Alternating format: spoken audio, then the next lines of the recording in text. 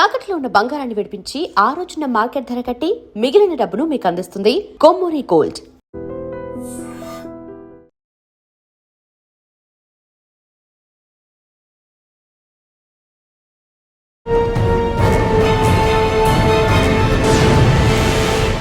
Welcome to I dream. ప్రస్తుతం మనం తెలంగాణ ఛత్తీస్గఢ్ సరిహద్దులు ఉన్నాం. ఇక్కడ చూస్తుంటే మీకు వెనక్కి కనిపిస్తుంది కర్రెగుట్టలు. ఈ కర్రెగుట్టలే మావోయిస్టు పార్టీ ఈరోజు తుడిచిపెట్టిపోవడానికి ప్రధాన కారణంగా నిలిచాయన్నది చాలా చెప్పచ్చు.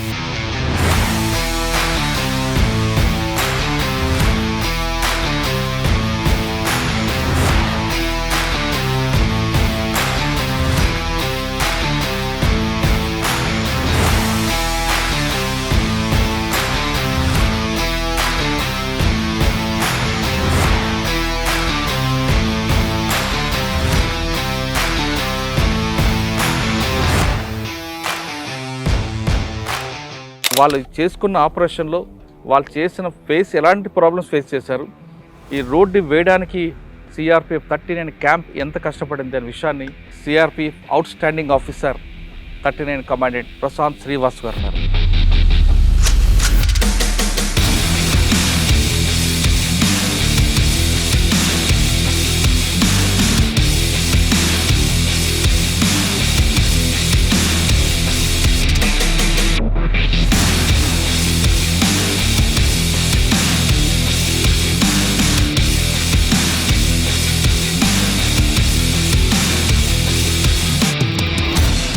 How long did the operation take? Karaigutalu Hills, which was launched last year in the month of April. Major challenge. The challenges I told you, there were so many because it was like a kind of territory where security forces seldom ventured into. During the period, any exchange of fires and any combing there? There were encounters, but not towards the Telangana side. And it is there on the records also. Like with the recovery of large scale arms ammunition, their hideouts were busted, IDs were recovered. What ways has it benefited the common public, common man? The common people who were here, the potable water, the health care, and apart from that there was no connectivity with the mainland also. Corridor area में any dumps identified? Dumps were also identified. It was there in the Weapons are gold or cash? the weapons were also recovered, and like apart from that the major recovery and the seizure was of the IDs only. After 31st you continue camp or no? This camp will be here because now there will be so many developmental activities on the KG Hills. We want to have a sustained environment of security here on the KG Hills. So with this camp, you can also see you yourself are feeling secure. ఇంతకుముందు ఎలా ఉండేది, ఇప్పుడు ఎలా ఉంది? అంతకుముందు బాగా ఇబ్బందులు ఉన్నాయి. సార్ ఈ నీళ్ళు ఇచ్చిండు, ఇప్పుడు రోడ్ వచ్చింది, అది మాకు ఇప్పుడు మంచిగా అవుతుంది, పోయటానికి వచ్చేటానికి. ఇంతకుముందు ఎలా ఉంది, ఇప్పుడు ఎలా ఉంది?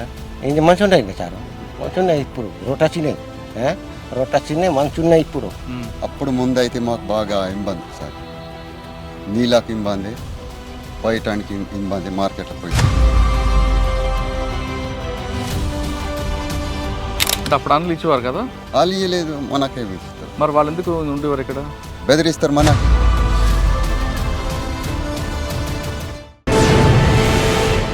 Welcome to I dream. ప్రస్తుతం మనం తెలంగాణ ఛత్తీస్గఢ్ సరిహద్దులు ఉన్నాం. ఇక్కడ చూస్తుంటే మీకు వెనక్కి కనిపిస్తుంది కర్రెగుట్టలు. ఈ కర్రెగుట్టలే మావోయిస్టు పార్టీ ఈరోజు తుడిచిపెట్టిపోవడానికి ప్రధాన కారణంగా నిలిచాయన్నది చాలా చెప్పచ్చు. ఎందుకంటే ఇక్కడున్న ఆదివాసీలు కర్రెగుట్టలకు వెళ్ళి కర్రలు కొట్టుకొస్తున్న వాళ్ళలో ఆయనకి వాళ్ళు పెట్టిన బ్లాస్ట్ అవ్వడం, అందులో ఆ వ్యక్తి చనిపోవడంతో పోలీసులతో పాటు గవర్నమెంట్ దీని మీద ఫోకస్ చేసింది. అంటే ఛత్తీస్గఢ్లో ఉన్న మావోయిస్టులు అందరూ కూడా ఈ కర్రెగుట్టలో తలదాచుకున్నారు కాబట్టి కర్రెగుట్టలు ఆపరేషన్ స్టార్ట్ చేయాలని కేంద్ర ప్రభుత్వం ఒక నిర్ణయం తీసుకుంది. దాంతో ఆపరేషన్ కర్రెగుట్టలకి సిఆర్పిఎఫ్కి ఇచ్చారు. ప్రస్తుతం మనం ఇక్కడ మొమ్మనూరు క్యాంప్ దగ్గర ఉన్నాం. ఇక్కడ కనిపిస్తున్న కర్రెగుట్టలకి సిఆర్పిఎఫ్లు దాదాపు పూర్తిగా తుడిచిపెట్టడం కాకుండా మనుషులు కూడా వెళ్ళలేని ఆ ప్రాంతానికి రోడ్డు వేసి చక్కగా రోడ్డు కూడా వేశారు. ఆ రోడ్డు వేసిన తర్వాత సిఆర్పిఎఫ్లతో పాటు కోబ్రా టీం, అదేవిధంగా ఛత్తీస్గఢ్, జార్ఖండ్, ఏఓబి అన్ని టీములు కూడా లోపలికి వెళ్ళడం, మావోయిస్టు పార్టీకి అడ్డాగా ఉన్న కర్రిగుట్టలు పూర్తిగా కొలాప్స్ అయిపోయాయి. ఇప్పుడు ఆ ప్రాంతం అంతా కూడా టూరిజం డెవలప్మెంట్ మీద ఎక్కువగా చూపిస్తుంది. అంటే వీటన్నిటికి కారణం తీసుకుంటే ఈ ఆపరేషన్ సక్సెస్ అవ్వడానికి సిఆర్పిఎఫ్ఏ ప్రధానంగా కనిపిస్తుంది. అసలు రోడ్డు వెలిగేశారు, పైన ఉన్న వాళ్ళు ఏ విధంగా ఉన్నారు, పైన ఉన్న ఆదివాసీలు రోడ్డు వేసిన తర్వాత వాళ్ళ ఫీలింగ్స్ ఏంటి, ఈ రోడ్డు వేయడానికి సిఆర్పిఎఫ్లు తీసుకున్న ఛాలెంజ్ ఏంటి అనే విషయం మనం పైకి వెళ్ళి చూద్దాం.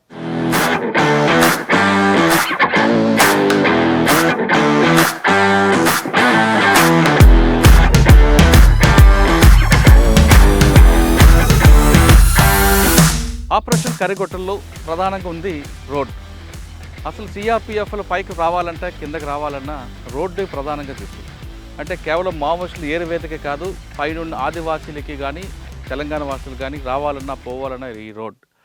దాంతో సిఆర్పిఎఫ్ కొంచెం రిస్క్ తీసుకొని ఈ రోడ్డు వేశారు. మనం చూస్తున్నాం, కింద కనిపిస్తున్న క్యాంప్ నుంచి పైకి వచ్చాం. దాదాపు 27 కిలోమీటర్ల రోడ్డుకి ఇప్పుడు వరకు 8 కిలోమీటర్ల వరకు వేశారు. ఇదంతా కూడా వ్యాలీ కనిపిస్తుంది. ఈ వ్యాలీ అవతల మనకు ఒక వాటర్ ఫాల్స్ ఉంటాయి, చాలా బాగుంటుంది అంటున్నారు. ఇది కేవలం ఎండాకాలం కాకుండా వర్షాకాలం కానీ, అదేవిధంగా మన వింటర్లో వస్తే అద్భుతంగా ఉంటుంది. ఇది మరో ఊటీలా కనిపిస్తుంటుంది, అంత చక్కటి ప్లేస్. మావోయిస్టులు వెళ్ళిపోయిన తర్వాత కూడా ఈ తెలంగాణ ప్రభుత్వం దేని మీద ఫోకస్ చేసి ఇక్కడ టూరిస్ట్ డెవలప్ చేస్తే తెలంగాణ ప్రభుత్వంలోకి మరో మణిహారం అవుతుంది కర్రిగుట్టలు. ఇక్కడ మనకు కనిపిస్తున్న వ్యాలీస్ కనిపిస్తాయి, పచ్చని చెట్లు ఉంటుంది, చుట్టూ పచ్చడి అడవి ఉంటుంది. ఇవన్నీ రావాలంటే భవిష్యత్తులో మంచి ఒక మణిహారం రావాలంటే సిఆర్పిఎఫ్ చేసిన ఈ రోడ్డే ప్రధానంగా కనిపిస్తుంటుంది. ఈ రోడ్డు వేయడానికి కూడా వాళ్ళు పడ్డ కష్టం అంతా ఇంత కాదు. వాటర్ కూడా దొరకని ఈ ప్రాంతంలో, మనుషులు కూడా రాని ప్రాంతంలో ఇక్కడ రోడ్డు వేయడానికి వీళ్ళు ఒక మిషన్గా తీసుకొని, అంటే సిఎస్ఓ దగ్గర నుండి కింద కానిస్టేబుల్ వరకు దీనికి ఒక ఆపరేషన్గా తీసుకొని చేపట్టే తొందరగా ఈ రోడ్డు కంప్లీట్ అయింది. అదేవిధంగా పోలీస్ క్యాంపులు కూడా పైకి వచ్చాయి. ఇప్పుడు ఇక్కడ నుంచి తీసుకుంటే తెలంగాణ గవర్నమెంట్ ఎంతవరకు ఉందో అంతవరకు తెలంగాణ రాష్ట్రంకి వెళ్ళి కొంచెం ముందుకెళ్తే ఛత్తీస్గఢ్ కనిపిస్తుంది. ఇక్కడ పైన పామేర కానీ మరికొన్ని విలేజెస్ కనిపిస్తాయి. అక్కడ ఉన్న పరిస్థితి ఏంటి, అక్కడ ప్రజలు ఏ విధంగా ఉన్నారు, రోడ్డు వేసిన తర్వాత వాళ్ళకు వచ్చిన బెనిఫిట్స్ ఏంటి, వాళ్ళ ఫీలింగ్స్ ఏంటో ఒకసారి వాళ్ళతో మాట్లాడదాం.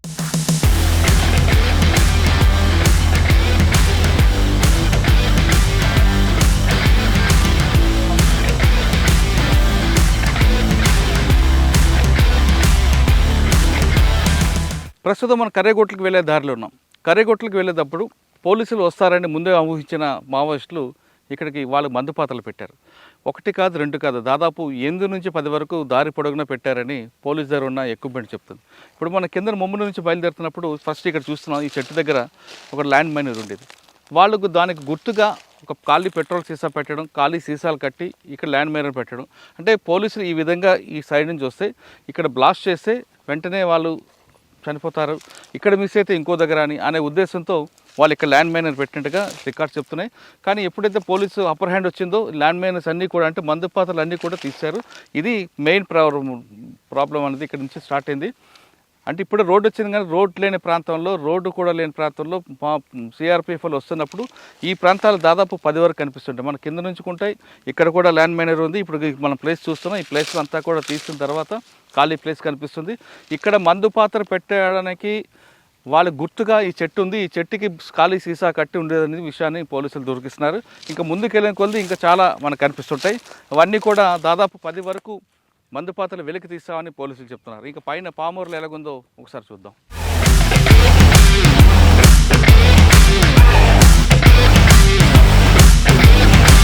మనం కర్రిగుట్ట హిల్స్కి వచ్చాం. ఇది సిఆర్పిఎఫ్ బేస్ క్యాంప్ కనిపిస్తుంది. ఇక్కడ సిఆర్పిఎఫ్లు రావడానికి దాదాపు 3 నెలలు పట్టింది. ఇక్కడ రావడానికి వాళ్ళు రోడ్డు వేసుకొచ్చారు. అన్నిటికన్నా ఎండాకాలంలో ముఖ్యంగా వాళ్ళకి కావాల్సిన మంచినీరు కూడా దొరకని ఈ ప్రాంతంలో రోడ్డు వేయడానికి వాళ్ళు పడ్డ కష్టం అంతా ఇంత కాదు. ఇక్కడ నుంచే మావోయిస్టు పార్టీ పూర్తిగా వాళ్ళ అప్పర్ హ్యాండ్ ఉండేది గతంలో. ఇప్పుడు మాత్రం పోలీస్ క్యాంప్స్ కనిపిస్తున్నాయి. దీని వెనక పామూరు అనే విలేజ్ కనిపిస్తుంది. అక్కడ వాళ్ళు బేస్ క్యాంపులు పెట్టుకోవడం కాకుండా వాళ్ళ చేతుల్లో ఉన్న వాళ్ళ ఆదివాసులందరినీ కూడా ఉంచడం.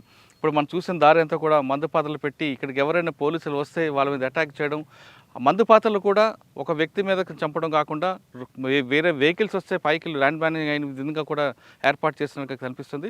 ఈ ప్రాంతానికి రావాలంటే గతంలో దాదాపు 10 మందు పాత్రలు ఉన్నట్లుగా పోలీసుల విచారణ బయటపడింది. ఇప్పుడు ఈ బేస్ క్యాంప్ కర్రీగుట్ట హిల్స్ ఇది. ఈ కర్రీగుట్ట హిల్స్ నుంచి ఇప్పుడంతా సిఆర్పిఎఫ్ క్యాంప్ కనిపిస్తుంది. ఇది ఎఫ్ఓబి పామరు. ఈ పామరు నుంచి వాళ్ళు ఆదివాసీల కోసం రోడ్డు వేయడమే కాకుండా సిఆర్పిఎఫ్ వాళ్ళు ఇక్కడ దీనికి ప్రత్యేకంగా ఒక ఫోకస్ పెట్టారు. అంటే వాళ్ళకి కావాల్సిన నీడ్స్ అంటే వాటర్ కానీ మిగతా విషయాలు కూడా సిఆర్పిఎఫ్ స్వయంగా చేయడం, వాళ్ళకి ఆదివాసీలకి ప్రత్యేకంగా గిఫ్ట్లు ఇవ్వడం, వాళ్ళకి కావాల్సిన మెడిసిన్ ఏర్పాటు చేయడం, ఇవన్నీ కూడా సిఆర్పిఎఫ్ చేస్తుంది. అంటే సిఆర్పిఎఫ్ అనేది కేవలం అది ఫోర్స్ అనేది కాదు, అది సోషల్ సర్వీస్ కూడా చేస్తుందానికి ది బెస్ట్ ఎగ్జాంపుల్ ఫార్మర్. ఇప్పుడు ఈ ప్రాంతంలో పోలీసులు ఎంతమంది ఉన్నారు, దీని తర్వాత వాళ్ళు ఇక్కడ అడాప్ట్ చేసుకున్న గ్రామాల్లో ఏ విధంగా ఆదివాసులకి వాళ్ళు సహాయపడుతున్నారనే విషయం మనం చూద్దాం. ఇప్పుడు మొత్తం అంతా కూడా ఈ ఫోర్స్ కనిపిస్తుంది. ఈ ఫోర్స్ అంతా వెహికల్స్ అని వచ్చాయి. ఎవరైనా ఒకవేళ రావాలని దీని మీద ఫోర్స్ మీద దాడి చేయాలనుకుంటే 24/7 వాళ్ళ మీద అటాక్ చేయడానికి రివెంజ్ అంటే వాళ్ళు చేయడానికి రెడీగా ఉన్నారు. ఇక్కడ కేవలం వెహికల్సే కాకుండా ఈ విలేజ్లోకి వెళ్ళడానికి వాళ్ళు టూ వీలర్స్ మీద కూడా వెళ్ళి, అంటే ఇంటీరియర్గా వెళ్ళడానికి వెహికల్స్ వెళ్ళడానికి ప్రాంతం కూడా 2 వీలర్స్ మీద వెళ్ళి అక్కడ ఉన్న ఆంబుష్ కానీ ఉంటే తప్పించడానికి కూడా వీళ్ళు రెడీ చేసుకుంటే తెలుస్తుంది. ఇప్పుడు మనం చూస్తున్నాం వీళ్ళందరూ కూడా రూల్ కాల్ తీసుకున్నారు. వీళ్ళంతా కూడా రెడీ కనిపిస్తున్నారు. వీళ్ళందరూ కూడా ఎక్కడైనా సరే ఎనీ టైం యుద్ధానికి సిద్ధంగా ఉన్నట్లుగా సిఆర్పిఎఫ్ ఉంది.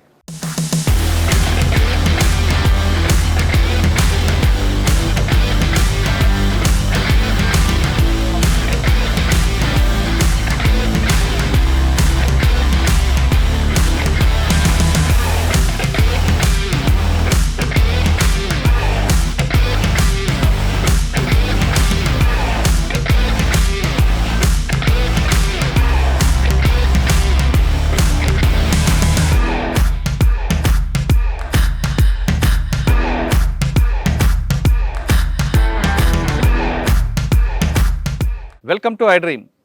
ప్రస్తుతం మనం కర్రీగుట్టలో ఉన్నాం. కర్రీగుట్టలో అనగానే ఒకప్పుడు మావోయిస్టు పార్టీకి అడ్డా. ఇక్కడ కొండపల్లి సీతారామయ్య గారు కూడా మావోయిస్టులకు ఎప్పటికైనా కర్రీగుట్టలో సేఫ్ ప్లేస్ అంటూ గతంలో చెప్పేవారని కొంతమంది అంటుంటారు.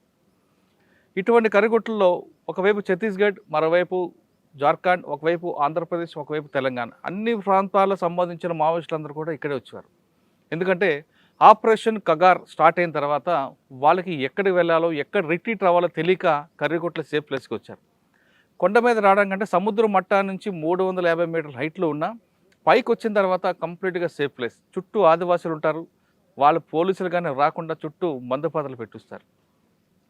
ఇక్కడికి వచ్చిన తర్వాత హ్యాపీగా ఉండొచ్చు అన్న ఉద్దేశంతో ఛత్తీస్గఢ్ అంటే దక్షిణ బస్తార్ నుండి ఇటువైపు వచ్చారు. కిందకి వెళ్తే మనకి కర్రీగుట్ట ఛత్తీస్గఢ్ కనిపిస్తుంది, మరోవైపు బీజాపూర్, సుక్మా అన్ని ప్రాంతాలకు ఉంటాయి. ఈ ప్లేస్లో వచ్చిన తర్వాత వాళ్ళు చుట్టుపక్కల నుంచి పోలీసులు ఎవరు రాకుండా మందుపాత్రలు పెట్టి కూర్చున్నారు ఇక్కడ.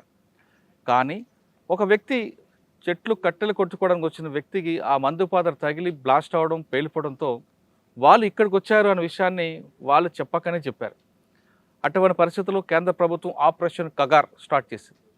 ఆపరేషన్ కగార్ స్టార్ట్ చేసిన తర్వాత ఫస్ట్ మావోయిస్టు పార్టీకి పెట్టిన కోటైన కర్రీగుట్టల మీదే ఎక్కువగా ఫోకస్ చేశారు. కానీ కర్రీగుట్టలకు వెళ్ళడానికి ఒక రోడ్డు కానీ ఎలాంటి సదుపాయం లేని ప్లేస్లో ఈ మిషన్ని సిఆర్పిఎఫ్ వాళ్ళు టేకప్ చేశారు. సిఆర్పిఎఫ్ టేకప్ చేసిన తర్వాత ఈ ప్రాంతం రావడానికి రోడ్డు వేసారు, కానీ వాటర్ ప్రాబ్లమ్స్, చాలా ప్రాబ్లమ్స్ ఫేస్ చేశారు. అసలు వాళ్ళు చేసుకున్న ఆపరేషన్లో వాళ్ళు చేసిన ఎలాంటి ప్రాబ్లమ్స్ ఫేస్ చేశారు, ఈ రోడ్డు వేయడానికి సిఆర్పిఎఫ్ 39 క్యాంప్ ఎంత కష్టపడింది అనే విషయాన్ని CRPF outstanding officer 39 commandant Prashant Srivastava గారు ఉన్నారు. ప్రశాంత్ శ్రీవాస్తవ్ గారికి అడిగి ఎంత కష్టపడ్డారు, వాళ్ళ టీం ఎలా చేసిందని అడుగుదాం. ప్రశాంత్ శ్రీవాస్తవ్ గారు ఉత్తరప్రదేశ్ చెందిన ఆఫీసర్, గుడ్ ఆఫీసర్ అంటారు.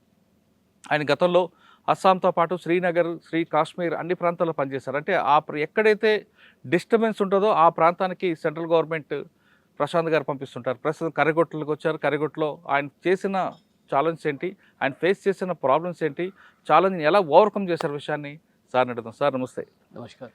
సో ఫస్ట్ పहले congratulations, salute sir. Thank you. Operation Kagar సక్సెస్కి మెయిన్ రీజన్ ఆపరేషన్ కర్రీగుట్టలు. సార్ पहले सर इधर सबसे आ रहे तो कितना दिन का काम है, कितना चैलेंज से फेस करें?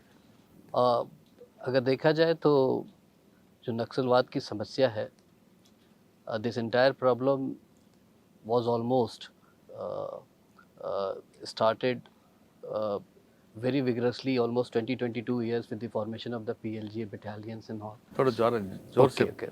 So at the fag end of it, when the Operation Kagar was launched, this KGH hill area region was in fact was completely a remote area, inaccessible.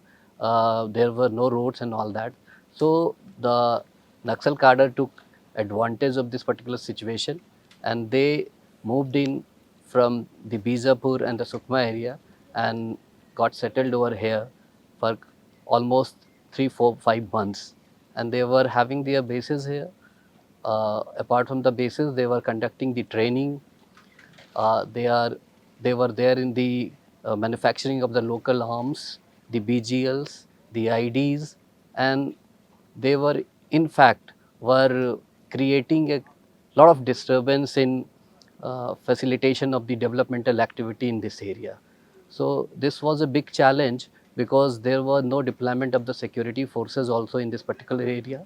But last year, this was a collective decision taken by the central government in coordination with the Telangana and the Chhattisgarh government, and with a sense of purpose, with a sense of opportunity of facilitating a security environment in this area, this Operation KGH was launched. That has facilitated not only the security environment in the region, but as you can see, now gradually lot of developmental activities have started building in, and in future, the road through which you have come to this particular base, which is quite remotely located base on top of the KGH hill, apart from the Tatpala base. So this, with the advent of the road, now we foresee that lot of development activities will be coming in. The people over here who were not having any access to the basic infrastructure, so the potable water, electricity, healthcare, and their integration with the mainland will also be affected. Okay. So it was a challenge, but definitely with the challenge there were lot many opportunities also, which we took in fact very gracefully. How long did the operation take? The Ops Karaigutalu Hills, which was launched last year in the month of April 2025. So it continued for almost 21 days basically. 21 days. Yeah. Any challenges? Major challenge? The challenges I told you, there were so many because it was like a kind of territory where security forces seldom ventured into. So, and since the Maoists, the Naxals, they had their bases here, so they tried to have the security apparatus also in place. So the main threat was the IDs, which they planted all across on the routes accessing to their bases and all, and in the general corridor areas also. So that was a big challenge, but the security forces negotiated those challenges and could sanitize the area, and that's why we are here today, sitting here. During the period, any exchange of fires and any combing there? There were encounters, but not towards the Telangana side, and it is there on the records also. So where some of the Naxals were also neutralized with the recovery of large scale arms ammunition, their hideouts were busted, IDs were recovered, large number of arms ammunition were also recovered. So during those 21 days, there were so many tactical achievements also. Sir, during the period, how many Naxals in Karaigutalu? During that period, so there were, on the basis of inputs, in fact exact numbers we cannot we cannot make a comment on it, but the thing is this, as per the inputs, the cadres of the PLGA, Telangana State Committee, the CRC, and the Dandakaranya South Zonal Committee members. So they were there in large numbers, but a specific number I cannot in अभी fact कितना है? make a comment on it. अभी कितना member है? As of now, as you know that we are again into some kind of operations on the KGH, and uh, in fact in Telangana, if you ask me, so there is a press release from the Telangana government where it has been commented upon that only 7 more cadres are left, and almost they are also in talks with the Telangana government, and in near future the deadline which we all know 31st March. So as there in the news reports and as per the official sources also, so basically they also come into the mainstream very soon. What ways has it benefit the common public, common man? So you see, basically, the common people who were here, they were not having, because of their location in the remote area, they were not having the adequate access to the basic amenities. Like after formation of this base here in Pamanuru, if you can see while entering the at the entry gate itself, we have given a kind of motto to the CRPF here. Basically, where the access ends, the service begins. So, with this particular motto and the motive we came here, so the general populace which was here, they were not having any access to the electricity, the potable water, the health care, and apart from that, there was no connectivity with the mainland also. So now with this particular road stretch, which has connected Mormuru to Pamanuru, so it in at large it has integrated these all the inhabitants who are here on the KGH with the mainland. So it is a kind of socio-economic integration also, because now they are having now we can see even the private tempo they have started commuting from Mormuru to Pamanuru. These people are traveling in those vehicles and all that. They are frequently visiting the markets. Now they are having their produce which they can go and sell there in the market. And in future what we foresee is like with this road now the development activities will also be coming in, the tourism will also flourish, and they in the longer run they all will be a beneficiary of all the developmental activities and the tourism whatsoever is there. So they will all be a party to it, they will be a beneficiary of it. Sir Mamnoor to Pamaru 8 kilometre का road काम हो गया. Yeah. पहले दिन में कितना दूर है इसी तरफ से बंद था? No. Now this entire stretch, it is already, the work is already on. So all the villages which are here on the KGH hills toward the Telangana side up to Tatpala. So yeah, so 29 kilometers. 29 kilometers, and thereafter from Tatpala toward the Chhattisgarh side also. So the parallel work has started there on the other side. So this entire stretch and the interstate connectivity will also improve, thereby benefiting the inhabitants of these villages which are there on the KGH on the either side, whether it is on the Telangana or the Chhattisgarh. Sir, during the period, how Yeah. many IDs in intersection During which period? road का काम है? LED blasting से. Yeah, recently, if you ask me specifically, the ID was a big challenge, and we could recover almost, and during the special ops also, so we could recover some sizable number. Specifically, giving a number would not be just like appropriate, but yeah, sizable number of IDs we recovered, not only on this stretch, the road stretch, but in the corridor area. Okay. Corridor area में any dumps identify? Dumps were also identified. It was there in the. Any recovery? The recoveries were also Weapons there. are gold or cash? So the weapons were also recovered, and like apart from that, the things of the basic utility, they were also recovered. Apart from there were certain dumps of the IDs which were also recovered. So majorly the major recovery and the seizure was of the IDs only. Sir, finally, what is the goal of Srivastava साहब का? So the goal of Srivastava Sahab is like. Srivastava साहब का पहले CRPF का. Okay. So CRPF, as you know, the motto is like service and loyalty. So we go by that basically. So wherever we are, we go in an area not with the intent of countering the threat, but we go with the intent of instilling the peace, harmony, and the trust and the confidence of security in the general mass. So whatever the challenge is given to the CRPF, we always take it with both the hands, and basically the internal security is the responsibility which we own. So wherever the CRPF is, we will definitely be doing all what we can to restore the confidence of the general mass towards the security umbrella and the security apparatus, and instill a sense of confidence in them. And what I believe, that with this security, the development will come in, and with the development, the prosperity will come in.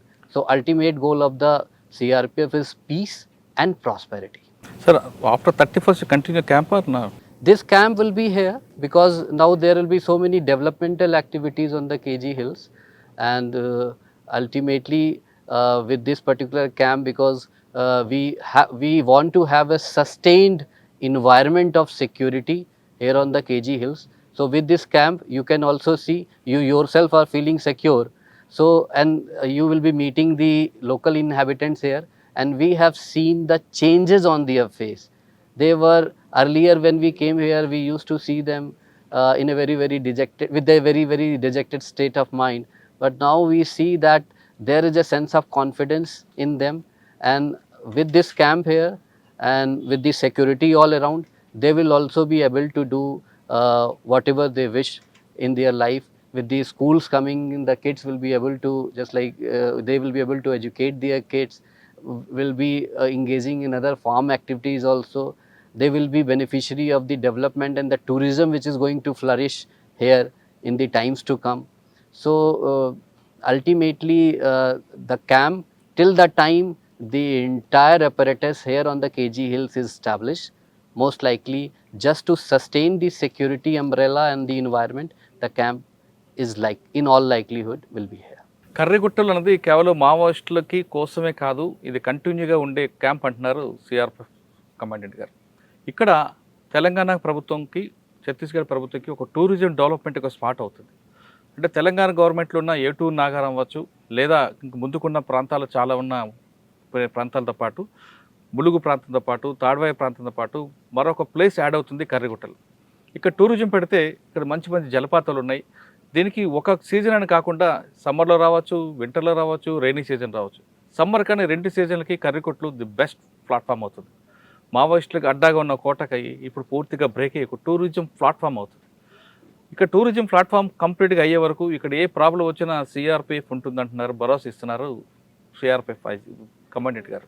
ఆయన చెప్తున్న CRPF అనేది లాండెడ్ ఇష్యూకే కాదు, socio economic problem ఉన్నా లేదా service motto చేయడానికి CRPF ముందుంటుంది. కాబట్టి ఖచ్చితంగా కర్రిగుట్టలు hills అనేది కేఆర్కే హిల్స్ అనేది ఫ్యూచర్లో ది బెస్ట్ టూరిస్ట్ స్పాట్ అవుతుంది. ఆ టూరిస్ట్ స్పాట్స్ అయ్యే వరకు కూడా మీ అందరూ ఉంటాం హ్యాపీగా, ప్రతి టూరిస్ట్ ఇక్కడ రావచ్చు అనేది అని చెప్తున్నారు. ఇది కర్రిగుట్ట హిల్స్ నుండి సిఆర్పిఎఫ్ ఇంత కష్టపడింది మనం చాలా స్పష్టంగా చూస్తాం. ఫ్యూచర్లో మనకి మరో హిల్స్ కాబోతుంది తెలంగాణకి, కర్రిగుట్ట హిల్స్. ఆ ప్రాంతం నుంచి మనం మాట్లాడుతున్న ఐజీ గారు, ఈయన ఆయన టీం అందరూ కూడా ఇక్కడ రోడ్డు వేయడానికి కానీ మిగతా విషయాల్లో కానీ చాలా కష్టపడి పనిచేసి పక్కా తీసుకొచ్చారు. వాళ్ళందరూ కూడా, మీరందరూ కూడా తప్పనిసరిగా తెలంగాణకు సంబంధించిన వాళ్ళు కానీ, ఛత్తీస్గఢ్, ఆంధ్ర, ఒరిస్సా ఎవరైనా సరే సమ్మర్ కానీ ఏ కాలం చూడకుండా కర్రిగుట్టకు వచ్చి ప్రకృతి ప్రేమించే వాళ్ళందరూ కూడా ఈ ప్లేస్కి రండి, మంచి ఎంజాయ్ చేయొచ్చు అనేది చాలా స్పష్టంగా తెలుస్తుంది. అది ఈ వారం అవుట్ స్టాండింగ్ ఆఫీసర్ శ్రీవాస్తవ గారితో ఎక్సలెంట్ ఇంటర్వ్యూ. వచ్చే వారం మరొక ఇష్టం మళ్ళీ కలుద్దాం. అంతవరకు నమస్తే. Thank you sir, thank you very much. జై హింద్.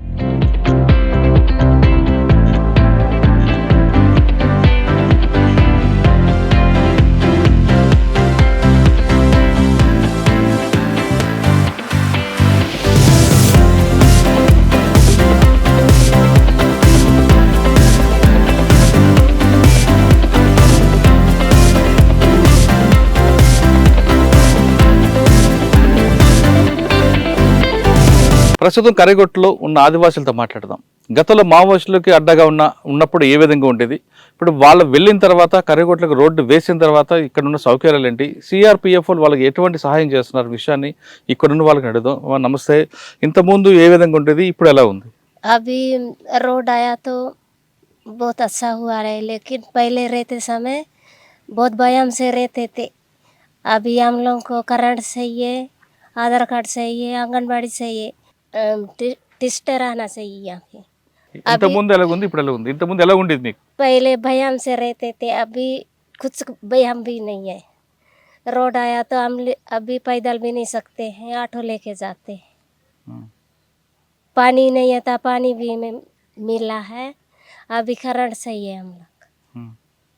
आंगनबाड़ी पिल्ला बच्चों को स्कूल भी पढ़ाना है. ఎలా ఉంది? ఇంతకుముందు ఎలా ఉండేది, ఇప్పుడు ఎలా ఉంది? ఇంతకుముందు బాగా ఇబ్బంది ఉన్నాయి సార్. ఏంటి ఇబ్బంది అంటే ఏంటి? ఇప్పుడు అప్పుడు నీళ్ళు లేదు, ఏం లేదు. అప్పుడు మేము కిందికి పోయి మోసుకొని వచ్చేది. పిల్లలు కూడా తల చేస్తారు, ఎత్తుకొని పోయి కౌడు వేసుకొని రావాలంటే అది బాగా కష్టం ఉన్నాయి సార్. ఇప్పుడేమో ఇప్పుడు చెరువులు ఇవ్వాలి, ఈ చెరువు సార్లు ఇచ్చి ఈ నీళ్ళు ఇచ్చిండు, ఇప్పుడు రోడ్ వచ్చింది. అది మాకు ఇప్పుడు మంచిగా అవుతుంది. పోయటానికి వచ్చేటానికి బండి మీద వేసుకొని వస్తున్నాం సార్ కిందికి పోయాలంటే. అది అప్పుడు అన్నలు ఉండేవారు కదా, వాళ్ళు కూడా చెరువులు తవ్వించారు కదా, వాళ్ళు ఇచ్చేవారు కదా. వాళ్ళ చెరువు తొంపేయలేదు సార్. వాళ్ళంతా భయం కోసం అంతా మేము కూడా ఉన్నాం సార్. అన్నలు వచ్చేవారు మీ దగ్గరికి? అంత ఫస్ట్ వచ్చింది సార్. ఏమనేవారు? ఏమన్నాలో మళ్ళీ ఇక్కడ ఎటుపోకు, ఇక్కడ ఉండమంటాడు అట్లా చెప్పి నైట్ వచ్చి నైట్ మాట్లాడుకుని పోయేటోళ్ళు సార్. రోజు వచ్చేవారా, అప్పుడప్పుడు వచ్చేవారు? ఎప్పుడో ఒక్కసారి వచ్చేటోళ్ళు సార్. ఎంతమంది? 2 2 వచ్చి పోయేటోళ్ళు. నైట్ ఎటు పోతారో తెలియదు మాకు. మీరే కదా రమ్మని పిలిచారట కదా, వాళ్ళకి రమ్మండి. మేము పిలవలేదు సార్, మేము పిలవలేదు. వాళ్ళు వస్తారు, మాకు ఎక్కడ ఉంటుందో మాకు తెలియదు. ఇక్కడ కింద అంతా వాళ్ళే ఉండేవారు కదా. ఏమో సార్, అప్పుడు అంతమంది ఉన్నారేమో, మేము వెనకాల వచ్చినాం సార్. మరి వాళ్ళకి భోజనం మీరే పెట్టేవారు కదా? మరి బెదిరైతే పెట్టవలసింది సార్, ఏం చేస్తాం, వాళ్ళు కూడా చంపుతా ఉంటారు కదా. ఏం పెట్టేవారు, ఎంతమందికి పెట్టేవారు? బియ్యము ఈ అంతే, ఈ అన్నం వండి పెట్టి తినిపించి పంపించటం సార్. పెట్టకపోతే పెట్టకపోతే మేము కూడా మీరు ఇస్తేనే మేము తింటాం కదా అని చెప్పి బెదిరించి తీసుకు పెట్టమని చెప్పాల్సింది కదా. వాళ్ళు పెట్టమంటే ఏం చేస్తాం సార్, వాళ్ళు బెదిరిస్తారు కదా, అందుకని పెడతాం. ఇక్కడ వాళ్ళ చుట్టూ ఎవరు రాకుండా మందుపాతలు పెట్టారు, నిజమేనా? లేదు పెట్టలేదు సార్, మందు పెట్టలే కానీ మా దగ్గర వచ్చి అక్కడ బెదిరించి అన్నం ఏదో పెడితే వాళ్ళు తిని చెప్పి వెళ్ళిపోయారు సార్. ఇక్కడ నుంచి ఎంత దూరం ఎక్కువ మంది ఉండేవారు? మాకాడ తెలియదు సార్, వాళ్ళు ఎక్కడ ఎంత దూరం ఉంటారని మాకు తెలియదు. మేమైతే ఇక్కడ ఇంటికి వచ్చేటప్పుడు చూసినాం అంతే. ఎంతమంది వచ్చేవారు? 2 3 అంతే వచ్చేటోళ్ళు సార్. తుపాకులు ఉండే వాళ్ళ దగ్గర లేచి వాళ్ళు వచ్చేటోళ్ళు సార్. పేర్లు ఏం చెప్పేవారా? పేరు తెలియదు సార్, మాకు పేరు చెప్పరు కదా. ఇంతకుముందు ఎలా ఉంది, ఇప్పుడు ఎలా ఉంది? ఇంక మంచి ఉన్నాయి సార్, మంచి ఉన్నాయి. ఇప్పుడు రోడ్ వచ్చినాయి మంచి ఉన్నాయి, ఇప్పుడు మంచి ఉన్నాయి. నాకు ఇది ఇల్లు కావాలి, అందరు ఇల్లు కావాలి, డాబాలు మంది మంచు మన్నగా ఉంటాయి. డాబాలు కట్టినాం గవర్నమెంట్. ఇది మా పని ఉన్నారు. అన్నాలు కట్టించలేదా? గవర్నమెంట్ కట్టన్నారు. అన్నాలు కడతారా? అన్నా కట్టకూడదు, గవర్నమెంటే. అన్నాలు వచ్చేవారా? వస్తుడా రాము, నన్ను చూడలేదు. రాత్రి వస్తుడా, ఎప్పుడు వస్తుడా, అంతే. నాకు ఇల్లు అందరూ డబ్బులు కట్టవాలడా, రోడ్ వాళ్ళు లేవు. ఏం చెప్పను, ఇంక రోటు బండి కావాలి, ఒక్కటి బండి కావాలి. ఎక్కడికి వెళ్తావు? ఇది రోటే, సినిమాకి వెళ్తావా? సినిమాకి వెళ్తాం. రోడ్ కావాలి, ఇల్లు రోడ్ కావాలి నాకు అందరికీ. సిఆర్పిఎఫ్ క్యాంప్ రాకముందు ఈ ప్రాంతం ఎలా ఉండేది, అప్పుడు ఎవరెవరు వచ్చేవారు, ఇప్పుడు ఎలా ఉంది? అప్పుడు ముందు అయితే మాకు బాగా ఇబ్బంది సార్. నీళ్ళకి ఇబ్బంది, పోయటానికి ఇబ్బంది, మార్కెట్లో పోయటానికి. అది ఇప్పుడు ఈ సిఆర్పిఎఫ్ వచ్చి రోడ్డు వస్తుంది కదా, రోడ్డు వచ్చినాక మాకు నీళ్ళు ఇచ్చిండు, బాకెట్లు ఇచ్చిండు, బిందెలు ఇచ్చిండు, మగ్గాలు ఇచ్చిండు, దుప్పటి ఇచ్చిండు, చీరలు కూడా ఇచ్చిండు. ఇప్పుడు మంచిగా ఉంటుంది మాకు. అంటే అప్పుడు అన్నలు ఇచ్చేవారు కదా? వాళ్ళు ఇవ్వలేదు, మనకే ఇస్తారు. మరి వాళ్ళు ఎందుకు ఉండేవారు ఇక్కడ?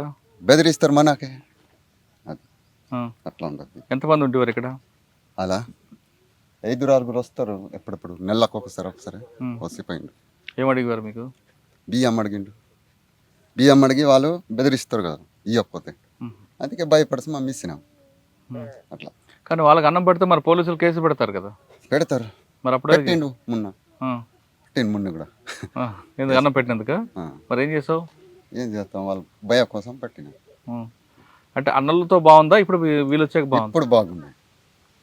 అంటే ఎలా బాగుంది? బాగుందంటే ఇప్పుడు కరెంట్ వచ్చింది, బాగుంది. సీరియల్ చూస్తున్నావునా? ఇప్పుడు బాగుంది, మాకు నీళ్ళ దగ్గర ఉంటుంది. అది అప్పుడైతే మొన్న 2 సర్దులు దిగి నీళ్ళు మోసుకొని వస్తున్నాం. మరి కింద దిగుతున్నప్పుడు వాళ్ళ బాంబులు పెట్టేవారు, వాళ్ళు పెళ్ళి అన్నట్టు ఉంటారు, నిజమేనా? ఏమో అటు చూడలేదు సార్, మాకు చెప్పారు కదా వాళ్ళు, చెప్పారు. ఒక ఆయన చనిపోయాడు కదా అప్పుడు. ఏమో చెల్లిపోయింది, చెప్పలేదు. ఇప్పుడు బాగుందంటావు? ఇప్పుడు బాగుంది. ఏమైనా హెల్త్ మరి హాస్పిటల్కి వెళ్ళాలంటే, దవాఖానకు పోవాలంటే నడచి చెప్పవాలి సార్. ఇప్పుడు రావట్లేదు ఇక్కడికి? ఇప్పుడు ఉన్నది ఇక్కడ మన క్యాంప్ కాడ, వాళ్ళకి దగ్గర పోతాం. నడసపోకపోతే నాటు మందు ఏదో వేసి బతుకుతున్నాం అట్లా. ఇప్పుడు ఇంక లోపల ఉన్నారంటారా అన్నలు? ఇటా ఏమో సార్, చూడలేదు కదా అడవిలో ఉన్నారా లేదా, చూస్తే తెలితే. అటు పోలేదు మేము. నైట్ హౌస్ ఒకసారి చెప్పిండు, మీరు అడవిలో మొత్తం తిరగొద్దు అన్నారు. ఎవరు చెప్పారు? అలా అన్నారు. ఎందుకు తిరగద్దట? ఎందుకు తిరగకూడదు? బాంబులు పెడుతున్నామన్నారు. అదే మీరేమన్నారు అప్పుడు? మేమేమన్నాం, మేము ఇక్కడ పొలం కరే తిరిగినాం. అడవి మీది కదా. మా ఇది అడవి, వాళ్ళు వస్తే బాంబు పెడతామన్నారు. మరి మీరు ఎదిరించలేదా? మా అడవిలో మీరు బాంబులు పెట్టవడం అట్లా చెప్తే మనకు చంపుతారు సార్ వాళ్ళు, మనకి కొట్టుతారు. ఏం చెప్తాం, మీ అడవిలోకి, మీ ప్లేస్లోకి వాళ్ళు రాకూడదు కదా. రాకూడదు, వస్తారు వాళ్ళు, వచ్చి పెడతారు. పెట్టినామన్నారు, బాంబులు పెట్టినామన్నారు అప్పుడు ఫస్ట్. కానీ మాకు ఇప్పుడు కరెంట్ కావాలి సార్. ఇంకేం కావాలి? కరెంట్ కావాలి, అంగన్వాడీ కావాలి, మాకు ఒకటి సపోర్ట్ బోర్ కావాలి సార్. రోడ్డు ఉండేది కదా మనకు, కరెంట్ ఉంటే, బోర్ ఉంటే, అంగన్వాడీ ఉంటే, పిల్లలు కొంతమంది ఉన్నారు కదా సార్, వాళ్ళకి సాయం చేస్తాను అంగన్వాడీ ఉండాలి. ఇది కూడా ఉంటే మంచిది అవుతాం. అంటే ఇలాంటి ఊర్లు ఎన్ని ఉంటాయి ఇక్కడ? ఇంకా ఇక్కడ మాకు 7 గుడిసెలే ఉంటాయి సార్ ఇప్పుడు. కానీ 7 గుడిసెలు ఇక్కడ. కిందకి పోతే అటు లేదు, ఊరు లేదు, ఊరైతే లేదు, మొత్తం అడవికి ఉంటాయి. అడవి అడవి అటుకుని కిందకి వెళ్తే ఛత్తీస్గఢ్ కదా. ఇది గుట్ట అవతల అయితే ఛత్తీస్గఢ్, అటు దిగ్గిపోతే దూరం అవుతుంది అది. ఇప్పుడు వరకు గతంలో ఉన్న సమస్యల కన్నా ఇప్పుడు సమస్యలు కొంచెం తగ్గాయి అంటున్నారు ఇక్కడ ఉన్న వాళ్ళు. ఇక్కడ మాకు వచ్చిన ఖచ్చితంగా మాకు నీరు కావాలి, రోడ్డు కావాలి, అంగన్వాడీ కావాలి, మా పిల్లలు చదువుకోవడానికి మంచి బళ్ళు ఉంటే మేము కూడా హ్యాపీగా ఉంటామని చెప్తున్నారు. కర్రెగుట్టల నుంచి అన్నలు తరలించిన ప్రభుత్వాలు ఇప్పుడు ఇక్కడున్న ఆదివాసీలు తిరిగి అటువైపు చూడకుండా ఉండాలంటే ఖచ్చితంగా డెవలప్మెంట్ చేయాలి. ఏ ప్రభుత్వం అయినా సరే ముందుకు రావాలి, ఇక్కడ స్థానికంగా వాళ్ళకి సమస్యలు తెలుసుకోవాలి, వాళ్ళకి కావాల్సిన సదుపాయాలు కల్పిస్తే తిరిగి మరొకసారి వీళ్ళెవరూ అన్నలకి దగ్గర కూడా రానివ్వడానికి ప్రయత్నించారు. సిఆర్పిఎఫ్ కొంతవరకు చేస్తున్నా, మిగతా ప్రభుత్వాలు రావాలి, ఖచ్చితంగా వీళ్ళకి మౌలిక సదుపాయాలు కల్పించాలనే ఉద్దేశం అంతా కనిపిస్తుంది. ఇప్పుడు మనం చూస్తున్న లెఫ్ట్ సైడ్ కనిపిస్తున్నవన్నీ గుడిసెలు. అవి భారతదేశంలో ఉన్నామా లేదా ఇంకే దేశంలో ఉన్నామా అనే పరిస్థితి కనిపిస్తుంటుంది. మనం ఎడవైపు చూస్తుంటే ఇవన్నీ కూడా గుడిసెలు. ఈ పూరి గుడిసెల్లో కరెంట్ లేకుండా వీళ్ళు సంవత్సరాల పాటు కాలం వెళ్తున్నారు. వీళ్ళకున్న వీక్ పాయింట్ తెలుసుకునే అన్నలు కూడా దగ్గర రావడం, మన దగ్గర చెప్తున్నట్లుగా ఈ ప్రాంతంలో మీ బాంబులు పెట్టాం, రాత్రులు అడవిలోకి రావద్దు అంటూ బెదిరించడం, అదేవిధంగా అన్నం కావాలంటూ అడగడం, ఒకవేళ అన్నం పెట్టకపోతే బెదిరించారు కాబట్టి అన్నం పెట్టామని ఆదివాసులు చెప్తున్నారు. మార్చి 31 వస్తుంది, పూర్తిగా మావోయిస్టు రహిత దేశంగా మనం ప్రకటిస్తున్నాం. కానీ ఎక్కడైతే లొంగిపోతున్నారో వాళ్ళకి ఇవ్వాల్సిన సరెండరీ పాలసీ ఇంప్లిమెంట్ చేస్తూనే ప్రభుత్వాలు ఖచ్చితంగా ఆదివాసీలకు కావాల్సిన అభివృద్ధి మీద ఎక్కువగా ఫోకస్ చేయాలి. ముఖ్యంగా ఈ ప్రాంతమేం కాదు, ఆ ప్రాంతం కాదు, తెలంగాణ సరిహద్దు కానీ ఛత్తీస్గఢ్, బీజాపూర్, ఓపీ ప్రాంతం, ఏ ప్రాంతంలో ఆదివాసులు ఉన్నారో ఆ ప్రాంతంలోకి వెళ్ళాలి. కేవలం పెట్టుబడుల వ్యవస్థ కోసం పనిచేయకుండా ఆదివాసుల అభివృద్ధి కోసం పనిచేస్తే ఖచ్చితంగా ఆదివాసుల ప్రభుత్వానికి తల ఉంచుతారు కదా తప్ప వేరే శక్తులకి తల ఎత్తారనే విషయం మనకు స్పష్టంగా తెలుస్తుంది. ఇప్పటికైనా ప్రభుత్వం మరొకసారి అన్నలు ఇటు రాకుండా ఉండాలంటే ప్రభుత్వాలు ఖచ్చితంగా డెవలప్మెంట్ చేయాలి. రోడ్డు ఒకటి వేసామని కాదు, రోడ్డుకి తగ్గ తర్వాత కరెంటు వేయాలి, కరెంట్ తర్వాత వీళ్ళకి కావాల్సిన హెల్త్ విషయంలో కానీ చదువు విషయంలో చేయాలి. ఇక్కడ చిన్న పిల్లలు ఉన్నారు, ఈ పిల్లలకి ఎటువంటి ఇష్యూ జరిగినా కిందకి రావాలంటే ఈ మట్టి రోడ్ల నుంచి రావాలి. గతంలో డోలీలు వచ్చేవారు, ఇప్పుడు రోడ్డు వచ్చింది కాబట్టి వస్తున్నారు. కానీ ఇక్కడ బస్సు సౌకర్యం కూడా రావాలి. కనీసం రోజుకి ఒకసారైనా ఒక బస్సు వస్తే ఇక్కడున్న వాళ్ళు కిందకు వస్తుంటారు. ముఖ్యంగా చెప్పాలంటే ఇక్కడున్న ప్రాంతం నుంచి ముందుకు వెళ్తే కొండవీటులో ప్రతి శనివారం నాడు ఒక మంచి సంత జరుగుతుంది. ఆ సంతలో ఉన్న వస్తువులన్నీ ఇక్కడికి వస్తాయి.